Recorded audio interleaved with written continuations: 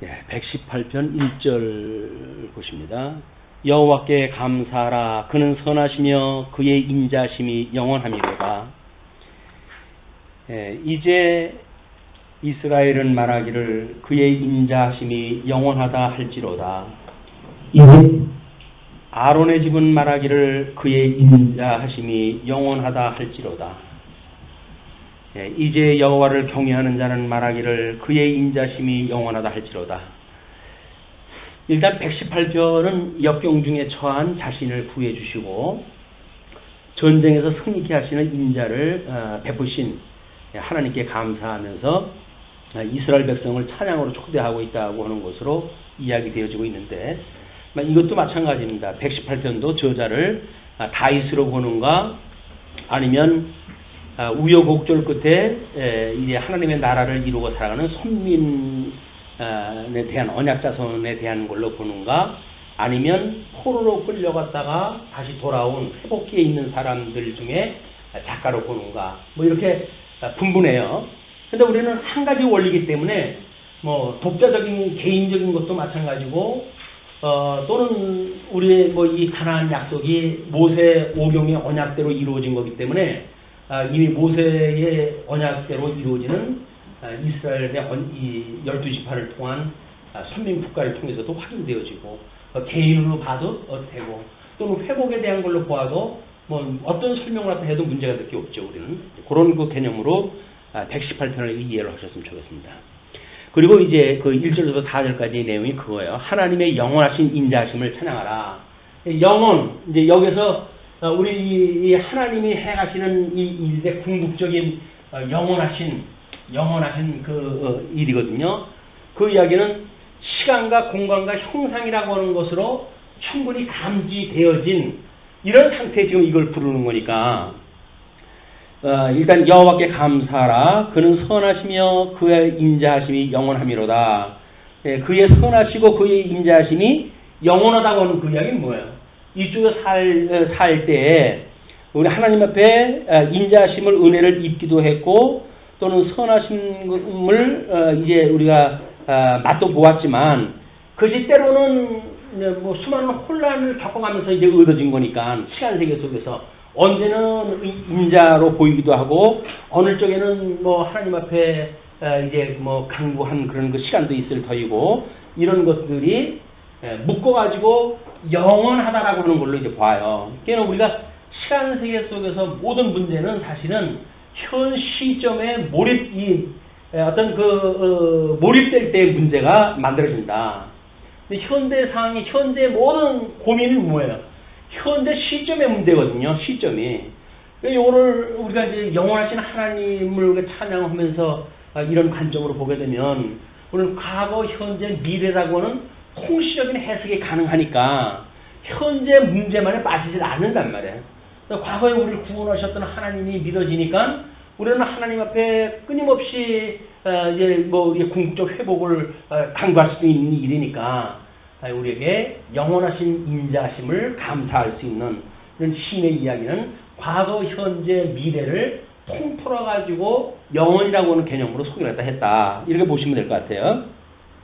그래서 이제 이스라엘은 말하기를, 이제 이스라엘이라고 하는 그 이야기는 하나님의 의의 언약을 1편에서 했다고 한다면, 수많은 이제 그 간구시를 통해 가지고 회복기에 들어섰는데, 그 회복기에 들어선 이스라엘은 그 이야기죠. 말하기를 그의 인자심이 영원하다 할지로다. 그러니까 이제 이스라엘은 그 이야기는 과거에는 포로로 끌려갔고 나라가 만들어지기 전에는 다윗의 개인적으로 이러한 고민도 있었고 했지만은, 그런 여정을 거쳐가지고 하나님께서 하나님을 계시하시기 위한 이 한 장면으로 이걸 묶어낼 때 이것이 영원하신 하나님의 섭리였다. 그런 그 이야기죠. 이제 아론의 집은 말하기를 그의 인자심이 영원하다 할지로다. 아론의 집이라고 한다면 하나님의 원수되어졌던 사람들에게 화목을 얻다는 제사장 그 가족이니까, 제사장 집이니까, 이스라엘이라고 하는 12지파 그 사람들을 이야기하고, 또 그 사람들을 대표하는 레위 지파로서의 아론의 집을 이야기하다 하는 겁니다. 그래 아론의 집은 말하기를 그의 인자심이 영원하다 할지로다. 이제 여호와를 경외하는 자는 말하기를 뭐 여기는 이방까지 포함되어져 있는 개념으로 확대 해석을 할 수가 있겠죠. 그의 인자심이 영원하다 할지로다. 모든 세상에 호흡을 하는 자들아 뭐 이렇게 이제 이야기를 할 수가 있을 거야.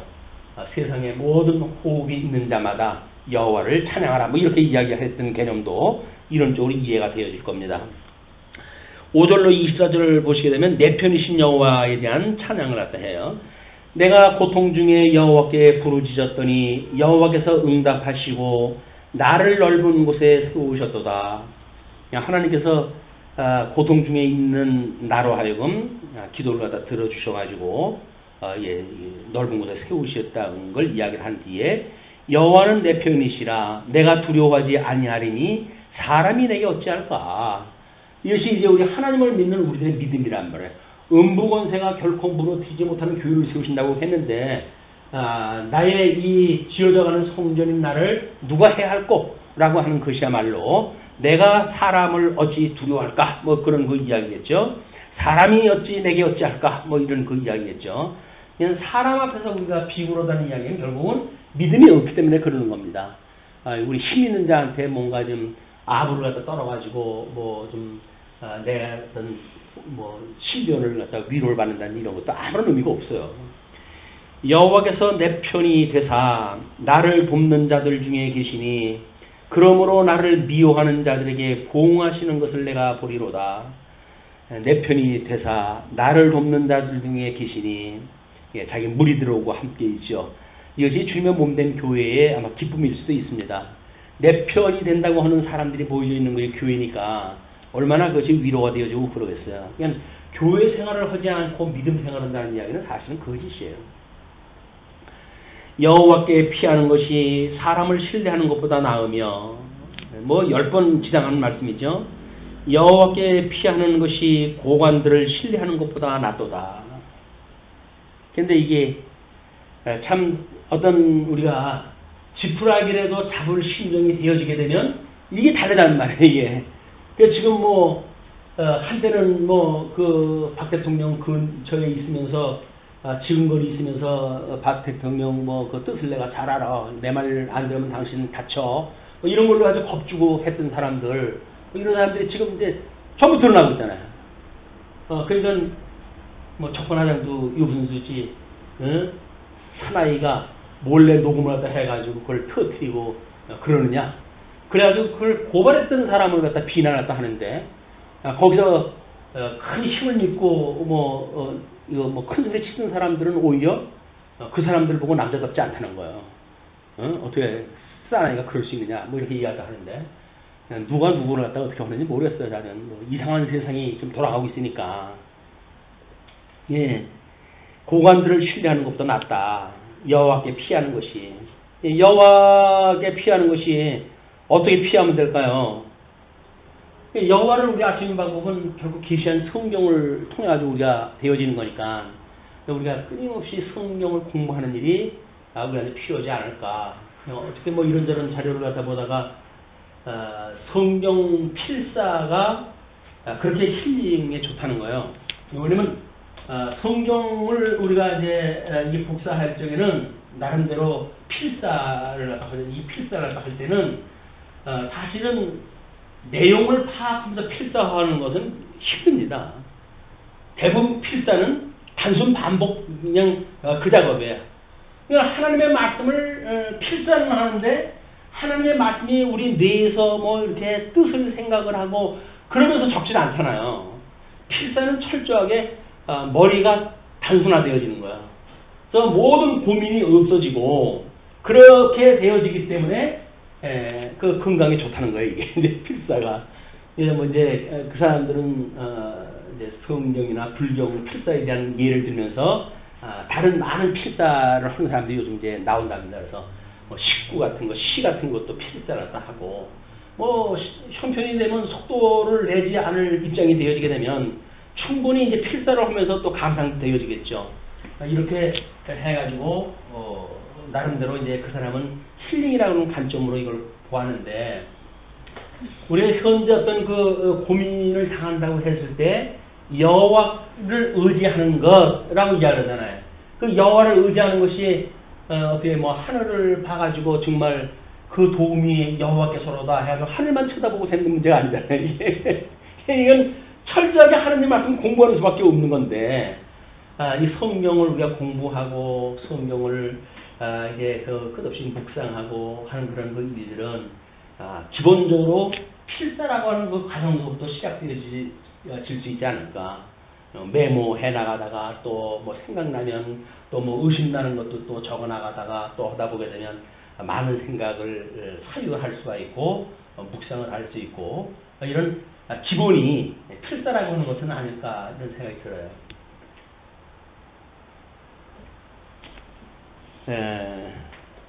물론 뭐 다른 주제를 가지고 공부를 계속 할 수도 있겠지만 여기서 여호와께 피한다고 하는 것이 과연 뭘까라고 하는 문제이기 때문에 먼 나라가 나를 애워쌌으니 내가 여호와의 이름으로 그들을 끊으리로다. 여호와의 이름이라고 한다면 성소에다 주신 그 이름인데, 그러면 이때는 여호와 앞에 나왔잖아요. 그 성전을 찾아간 거 아니에요. 제사를 드려가지고 되어진 거 아니에요. 그러면 이거는 이제 예수 그리스도의 죽으심에 대한 예표적인 언약적인 사건이었단 말이에요. 성전에 나가서 여호와를 만나는 일. 그렇다고 한다면 우리 예수 그리스도를 믿는 일이라고 하는 것이야말로 여호와께 나가는 일이란 말이에요. 하나님의 일이 무엇입니까? 내가 보낸 자 예수를 갖다 믿는 일이야. 주님께서 이렇게 이야기했어요. 그러니까 우리가 여기서 하는 하나님의 일을 한다는 이야기는 예수 그리스도를 믿는 거란 말이에요. 예수 그리스도를 믿는 것이 구약성경 전체가 언약을 했고 신약성경 전체가 성취 사건으로 이루어진 거니까 예수님을 믿는 것은 성경에 계시되어지는 언약을 믿고 성취되어진 섭리를 갖다 믿음으로 해가지고 예수 그리스도를 믿는 것이 결국은 하나님께 믿는 것이다. 그럼 여호와께 나간다. 그 이야기는 뭐예요? 예수 그리스도 그분으로 말미암아 대속을 받았고 그분으로 말미암아 영생을 얻었고 그렇기 때문에 내가 현재 시점에 머무를 수가 없어. 라고는 폭넓은 해석이 가능해지죠. 이제 예수님 복음이라고 하는 그런 관점으로 봤을 때 어떤 현재 시점에서의 어떤 그런 우리들의 관점이 폭넓은 관점으로 넓힐 수가 있고, 그럴 때 우리는 궁극적으로 우리를 회복하시는 주님을 만날 수가 있게 되어진다. 이런 시편, 뭐 어떤 사람은 시편을 그렇게 아주 애지중지하는 분이 있어요. 또 나는 시편만을 이제 이렇게 보고 뭐 이렇게 한다고 집중적으로 공부를 한다고 그러는데, 뭐 어떤 성경이고 뭐 그렇지 않은 게 어디 있겠습니까? 많은 이거는 이미 식구로 해가지고 많은 경험을 가지고 있는 사람들이 찬양으로 묶어낼 정도의 내용이기 때문에 우리가 공감할 수 있는 그런 영역이 넓다고 보여집니다. 우리가 어떻게 의를 이뤄가시는 우리가 시편 주제를 시의적 신실정이라고 그러잖아요. 이 하나님께서 우리는 의를 이루어 가시고 위해서 오래 참으시고 언약대로 이루어 가시는 분이기 때문에 하나님의 의를 이루신다는 관점으로 내재되어진 예수 그들을 만나지 않으면 시편 성경 이 시편의 그 내용은 공허하기 짝이 없어요. 뭐 신실하신 하나님, 언약대로 이루시는 하나님, 그거는 초월 신론에 대한 그런 하나님을 우리가 깨달아 할 수 있겠으나 현실 속에서 임마누엘 되신 하나님을 우리가 함께 살아가는 성도의 이런 그 맛을 느끼기가 어렵다. 그래서 의를 이뤄가시는 우리 내재되어진 우리 삶의 변화 이런 거로부터 우리가 깨달을 수 있다고 보여집니다. 그리고 이제 여호와께 내 편이 되사 나를 돕는 자들 중에 계시니 그러므로 나를 미워하는 자들에게 보응하시는 것을 내가 보리로다. 여호와께 피하는 것이 사람을 신뢰하는 것보다 나으며 여호와께 피하는 것이 고관들을 신뢰하는 것보다 낫도다. 문나라가 나를 애워쌌으니 내가 여호와의 이름으로 그들을 끊으리로다. 그들이 나를 애워쌌으니 내가 여호와의 이름으로 그들을 끊으리로다. 그들이 벌들처럼 나를 애워쌌으나 가시덤불에 불같이 타 없어졌나니 내가 여호와의 이름으로 그들을 끊으리로다. 이런 그 어떤 뭐 벌들처럼 나를 애워쌌다든지 하는 것은 뭐 사방에 우겨쌈을 당하고 있는 그런 그 모습을 우리가 볼 수가 있겠죠. 우리 사도 바울의 그런 그 고백 이런 것들이 영적으로 해가지고 이런 그 모습으로 나타난 거죠. 그러면서 너는 나를 밀쳐 넘어뜨리려 하였으나 나 여호와께서는 나를 도우셨도다. 그래서 음부의 권세가 무너지지 못하는 이거는 철저하게 음부의 권세의 시험에 우리가 빠져져 있지 않은 사람들은 느낄 수 없는 거예요. 시험을 안 당했는데 시험에 들었는지 안 들었는지 어떻게 알겠어요? 하나님이 도와주는지 안 도와주는지 어떻게 알겠어요? 그러니까 우리들이 여기서 고난을 당한다고 하는 그런 그 일은, 환난을 당한다는 이야기는 주님이 나와 함께 하신다고 하는 걸 깨닫게 하시는 최고의 은사예요, 이게. 남은 고난을 채우라고 주님께서 오죽하면 그렇겠어요. 우리는 고난받기 싫어하니까, 예수님이 나하고 함께 한다는 걸 뭘로 알아요? 복 주는 걸로 알고 싶으니까 신비주의에 빠질 수밖에 없는 거죠. 끊임없이 고난 중에 나를 지키시는 하나님, 나를 붙들고 계시는 하나님, 주님께서 놓아버린다고 한다면 지금과 건불같이 없어질 납니다.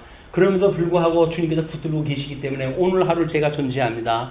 라고 하는 나의 존재를 주님께 인정을 하고 살아가는 삶이 얼마나 행복한 삶일까, 이런 생각이 들어요. 저도 늘 그런 생각을 하는 게 아니니까.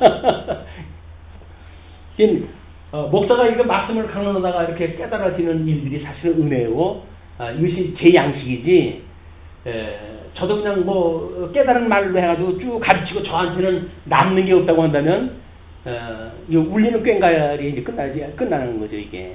예. 끊임없이 우리가 말씀을 개별적으로 상고하고, 또는 강론 중에 이것이 나의 이야기로 왔을 때 의미가 더욱 큰 의미로 오게 되어집니다.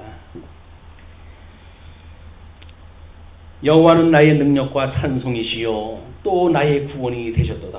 이건 구원받지 않은 사람은 이 노래 부를 수가 없어요.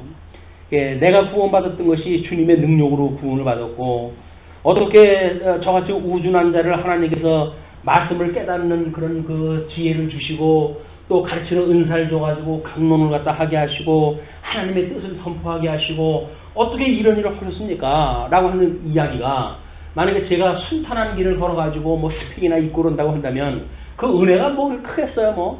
다 배운 거 가지고 하는데 라고 나올 거예요. 그럼 무지막지하게 짝이 없는 나를 불러가지고 하나님께서 어떻게 이 고상한 하나님의 말씀을 깨닫게 하셨고 가르치게 하셨습니까? 라고 하는 그런 그 일은 정말 이 제일 밑에서부터 시작되지 않은 사람들에게는 공감하기 어려운 그 일들이다. 그래서 다윗을 하나님께서 왕으로 세우셨을 때 그런 목동 출신 다윗을 불러가지고 왕위에 앉히신 거 아닙니까?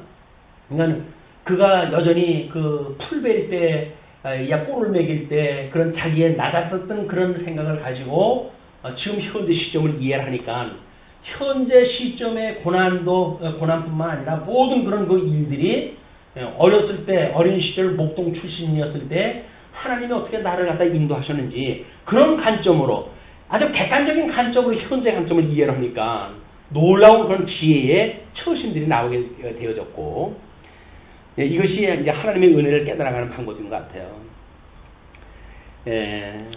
그리고 의인들의 장막에는 기쁜 소리, 구원의 소리가 있으며 여호와의 오른손이 권능을 베푸시며 여호와의 오른손이 높이 들렸으며 여호와의 오른손이 권능을 베푸시는도다. 그래서 나한테 지금 이런 일련의 변화의 역사는 하나님이 오른손을 들고 계시다는 거 아닙니까?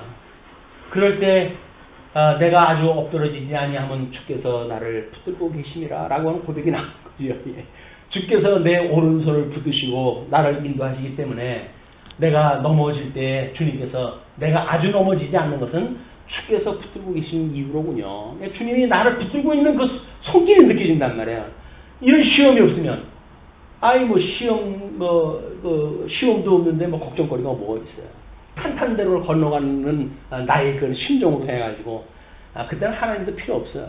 순한 길을 가니까. 근데 우리는 한 발자국 건너가도 시험거리고, 두 발자국 건너가도 시험거리고, 그럴 때마다 아주 넘어지진 않고 주님께서 또 생각나게 하고, 말씀 생각나게 하고, 우리를 세우시고, 그럴 때마다 주께서 나와 함께 하셨다. 은혜를 깨닫고 살아가는 이런 시간들이라고 보여집니다. 그러니까 시험은 우리한테 주신 복이에요. 환난 날에 기뻐하라라고 하는 이야기는 그냥 하는 얘기가 아니라 정말 그것이 우리한테 주는 복을 깨닫는 아주 절대절명의 이런 일들이었다. 고난을 당할 때마다 물론 그때는 폭넓게 생각이 안 나잖아요. 현재 아픔만 생각이 나지. 객관적으로 하나님 말씀을 공부하고 지나간 시절을 보고 돌이켜보고 보게 되면 또 여유가 생기고 그러다 보게 되면 우리 마음을 넓혀가지고 생각의 폭을 넓게 하고 그래서 생각을 넓게 하니까 마음이 넓어지고 마음을 넓혀지고 생각이 깊어지고 해가지고 하나님의 뜻을 분별하게 되어지니까 이 세상을 살아가는 일의 지혜를 가지고 살아가게 되어진다. 내가 죽지 않고 살아서 여호와께서 하시는 일을 선포하리로다. 우리가 살아있는 이유는 여호와께 하시는 일을 선포하는 이유밖에 없어요. 우리 바울이 나는 이제 이 사망과 생명 사이에 끼어져 있는데 내가 언제 죽을지 모른다. 그러나 나는 죽어도 좋고 살아도 좋다. 죽게 되어지게 되면 하나님 나라 가니까 좋고 살아있다고 한다면 너희들에게 복음을 증거하니 좋다라고 이야기했다 했듯이 우리에게 존재의 이유, 세상을 살아가는 이유, 예수님을 믿기 시작을 하고 아직도 있어야 되는 이유는 그냥 증인의 역할을 하기 위해서의 시간들이지 다른 데 있지 않다. 그렇기 때문에 우리 삶의 방향도 정하고 우리가 살아갈 수가 있다고 보여집니다. 여호와께서 나를 심히 정책하셨어도 죽음에는 넘기지 아니하셨도다. 우리 사랑하는 자에게 매를 드시는 이유가 바로 그런 일들이죠. 우리가 잘못했는데도 불구하고 하나님께서 우리한테 어떤 그런 경책을 하시지 않는다고 한다면 그럼 우리는 화인 맞은 자예요. 그렇죠? 그러나 하나님께서 우리의 실수를 보시고 우리를 경책하신다고 한다면 뭐 경책은 말씀을 들을 때의 깨달음도 올 수가 있는 거고 책망으로 그 와닿고 하게 되어지니까 때로는 그렇게 안 돼가지고 하나님 말씀이 그렇게 알아들을 만큼 했는데도 말씀이 못 알아듣게 되어지게 되면 가는 길을 갖다 틀어놓을 수도 있죠. 뭐 또 우리 가려고 하는 그런 그 고집을 갖다 하게 되면 그 길을 끊어놓을 수 있죠. 그런 강도는 어떨는지 모릅니다. 그래서 우리가 지혜롭다고 한다면 그래도 하나님 말씀 들으면서 그 책망을 들을 수 있으면 얼마나 우리가 지혜로운 자겠어요.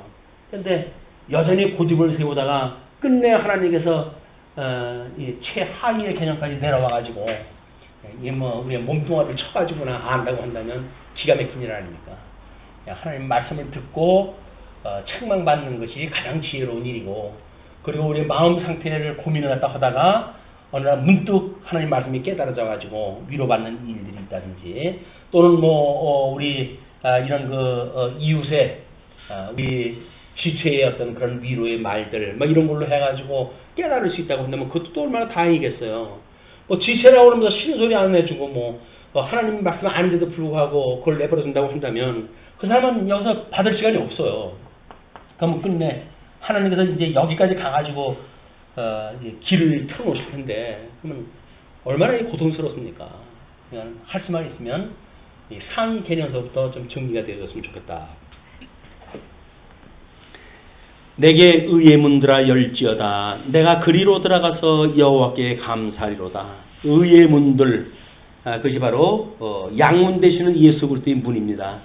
우리 레위기 8장에서 이야기했던 제사장의 그런 위임식을 할 때 모든 백성들을 성문 앞에 끌어들이고 거기에서 이제 그 위임식을 갖다 했던 것처럼 문들, 그 의의 문들아 열지어다. 내가 그리로 들어가서 여호와께 감사하리로다.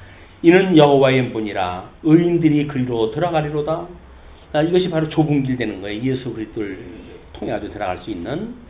주께서 내게 응답하시고 나의 구원이 되셨으니 내가 주께 감사하리이다. 주께서 내게 응답하시고 나의 구원이 되셨으니 내가 주께 감사하리로다. 하나님께서 내게 응답을 갖다 했는데 나는 그것이 구원인지를 몰라. 왜냐하면 우리가 하나님 앞에 강구한 바가 없기 때문에 이것이 깝깝한 거예요. 우리가 그것이 주께서 주시는 응답으로 깨달아지는 그런 기도가 있었을 때야 비로소 이 구원이 주님께로부터 말미암았구나 해가지고 감사가 나올 텐데 다음에 이제 건축자가 버린 돌이 진모퉁이의 머릿돌이 되었나니 이는 여호와께서 행하신 것이요 우리 눈에 기이한 바로다. 이 다윗의 시가 일부 편집을 갖다 해가지고 이제 뭐 여기에 들어가져 있는데 이것이 다른 시인이 이 글을 넣었는지 아니면 다윗이 자기의 시를 넣어가지고 뭐 글을 썼는지 분분합니다. 그런데 그건 그렇게 중요한 것 같지가 않아요. 다만 다윗의 그런 그 시, 건축자가 버린 돌이 진모퉁이의 머릿돌이 되었다. 이런 그 이방인들의 구원에 대한 문제라든가 이런 그 일들, 유대인들이 그런 그 예수 그리스도를 배척함으로 해가지고 이런 그 이방인들에게 구원이 된 예수 그리스도의 사건 이런 거지만 일단 지금 회복되어진다는 이야기가 어떻게 협의적으로 해가지고는 이스라엘의 회복, 선민국가의 회복이지만 광의적으로 보게 되어지게 되면 아담 이후에 포로되어진 자들이 둘째 아담이신 예수님으로 인하여 회복되어지는 일이니까 그것은 이미 노아의 그런 그 언약을 통해 가지고 주어졌던 전 인류적 그 언약에 포함되어지고 이방인들의 이미 그 언약은 거기 포함되어져 있는 개념이다. 이렇게 보시면 되겠죠. 이는 여호와께서 행하신 것이요 우리 눈에 기이한 바로다.